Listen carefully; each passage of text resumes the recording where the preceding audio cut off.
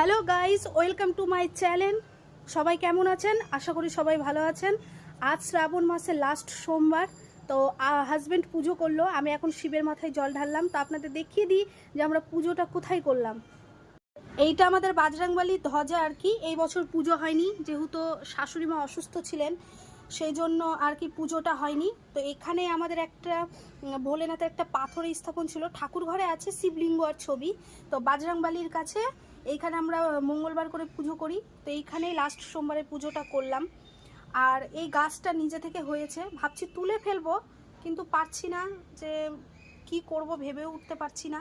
ভাবছি তুলে নিয়ে অন্য এই টবটাতে লাগিয়ে দেবো। যাই হোক, আপনাদের কেমন লাগলো জানাবেন।